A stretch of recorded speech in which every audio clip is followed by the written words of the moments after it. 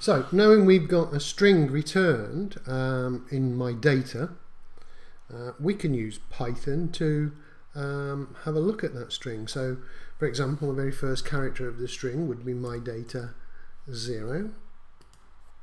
So I can access that. So if I save that and run it,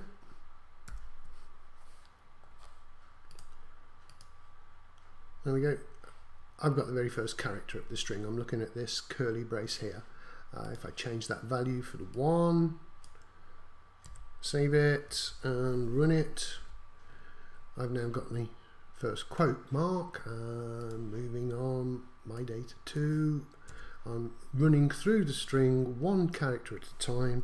Not very efficient, not very useful, but hopefully it's going to show you that we have a string and that we can access the data in some sort of way. There is a method in Python, rather like in PHP, where we can handle the entire JSON format, but we need to import a library, and the library we're going to import is the JSON library. How strange. So if I type import JSON, I now have access to the JSON library, and I can start reading the data in a predefined format and make more use of how I access this data up here.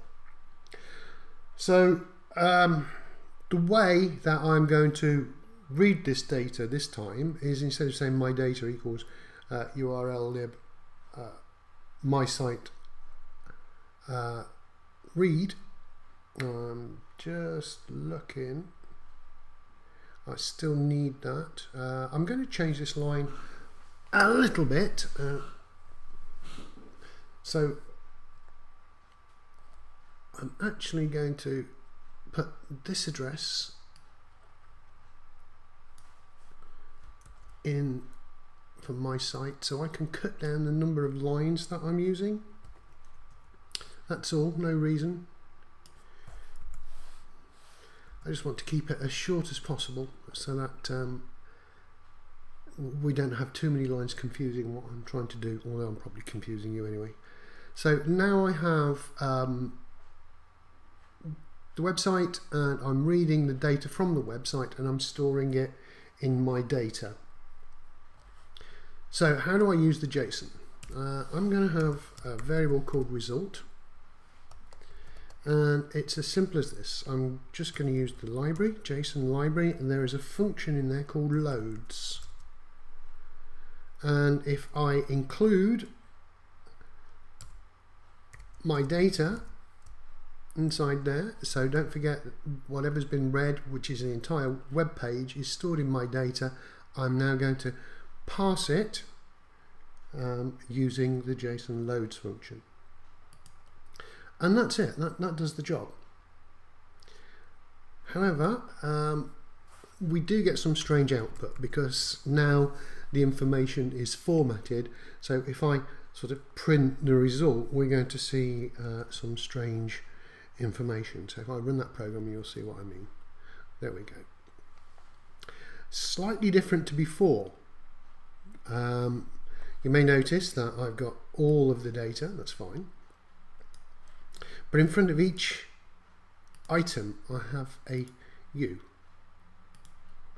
Okay, so what this is telling me is that I've got a UTF-8 or Unicode string, so this can accept many different characters. That's all that means. But the point is, I've still got a string stored in result. I can now start accessing bits of the data. So for example, if I did what I did last time, result 0, the first one, if you remember when we did it in the previous video, we got back the very first character of the string being the curly brace. And this time when we do that, we are going to get an error. Okay. Now I expected that, that's not a mistake. In fact, what we've got is a key error. In a future video, I'm going to show you how to use the JSON validator to help you understand how to pull out the keys and the values from this set of data here. But at the moment, I'm just going to tell you that we've got a key error, and that means we can't use an array index. We've got to use the key value, and the key value that we use there is person. So if I actually type in there person and run that again, okay, now we get perfectly fine results. Now there is a little bit of a difference between this set of results and this set of results. If you notice, this set of results does not contain the key, it just contains the value. Okay, so that's the key, that's the value in the key value pairing. So all I've got now is the value, and the value is between square brackets. Let me highlight this section and you'll see that is between square brackets, meaning that it's an array of values, and I have to use array indexing instead of the associative words to actually get the next piece of information. So I've got the person. The next thing I need to do is say I want the person at array index 0. So let's save that and run it and see what we get back as some data. There we go. Now I've got the person who is in the first position in the array. Blogs, age 20, yeah, and first name Joe. You might notice that the field names are not coming back in the order that they were actually placed in. So that's something to consider when you're writing your own data. If I want to access the second one, so Smith or Jane Smith, I would just need to put in the one there to get me the second element of the array. Wait a minute, there you go, I've got Jane Smith's data. If I wanted to get just the age for Jane Smith, okay, now I am between curly braces.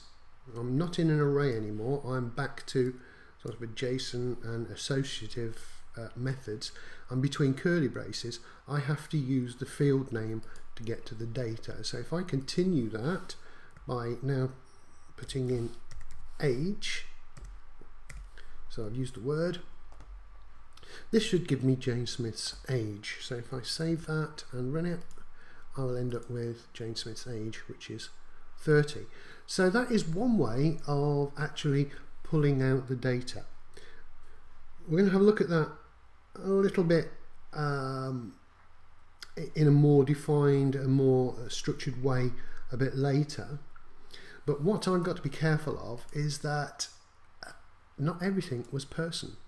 So if I go back to my PHP, I'm beginning to lose myself here. If I go back to my PHP and if I just change the password to WPS1 knowing that I'm going to get an error, save that and then rerun the program, if you remember up here we get the success error message connection failed.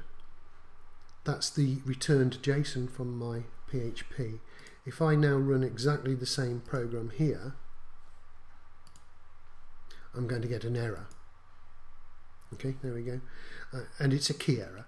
The key is it expected person because I told it that I wanted a person, but actually the key that's come back is success, which makes a big difference. I'm going to have to show you how to handle different keys being returned here.